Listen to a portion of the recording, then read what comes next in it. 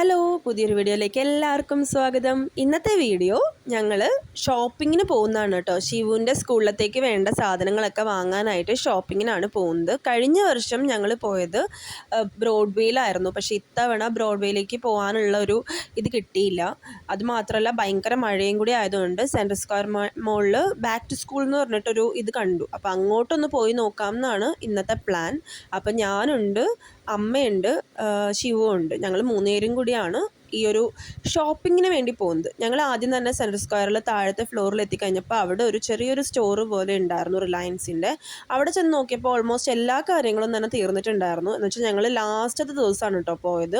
അപ്പോൾ അതുകൊണ്ട് അവിടെ നിന്നൊന്നും കിട്ടിയില്ല. അതുകൊണ്ട് നേരെ റിലയൻസിൻ്റെ തന്നെ മേളിൽ ഉണ്ടല്ലോ മെയിൻ ഷോപ്പിലേക്ക് പോയി. അവിടെ നിന്ന് സത്യം പറഞ്ഞാൽ ഒന്നും കിട്ടിയില്ല.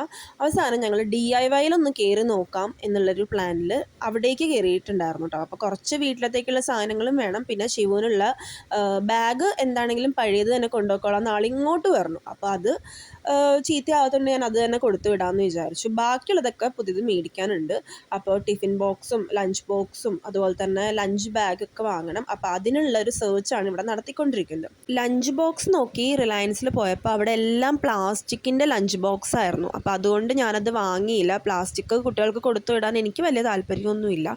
അതുകൊണ്ടാണ് അവിടെ നിന്ന് ലഞ്ച് ബോക്സ് എടുക്കാതിരുന്നത്. പിന്നെ അവസാനം ഒരു സ്റ്റീലിൻ്റെ, അകത്ത് സ്റ്റീലും പുറത്ത് പ്ലാസ്റ്റിക്, അങ്ങനെയുള്ള ഒരെണ്ണം അവസാനം കിട്ടി. അതാണ് മേടിച്ചത്. പിന്നെ ഈ DIYയിൽ നിന്ന് കുറച്ച് സാധനങ്ങൾ ഞാൻ വാങ്ങിച്ചിട്ടുണ്ട്. അപ്പോൾ പറ്റുവാണെങ്കിൽ അതും കൂടി ഞാൻ നിങ്ങൾക്ക് കാണിച്ചു തരാം കേട്ടോ. അത് വേറൊരു വീഡിയോ ആയിട്ട് ചെയ്യാം.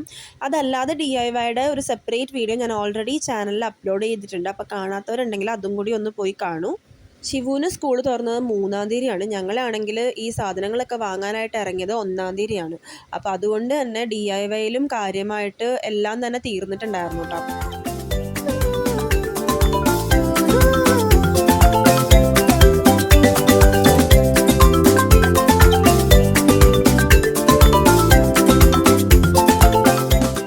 വാങ്ങാനുള്ളത് ഷൂസാണ്. അപ്പോൾ നോക്കിയപ്പോഴാണ് ബാറ്റയുടെ ഒരു സ്റ്റോറുണ്ട് ഈ സെൻട്രൽ സ്ക്വയറിൽ. അപ്പോൾ അങ്ങോട്ടേക്ക് പോയി. അപ്പോൾ ഷൂസ് ഇവിടെ കിട്ടി, പക്ഷേ മഴയത്തിടാനായിട്ടൊരു ചെരുപ്പ് വേണമായിരുന്നു. അതിവിടെ കിട്ടിയില്ല കേട്ടോ.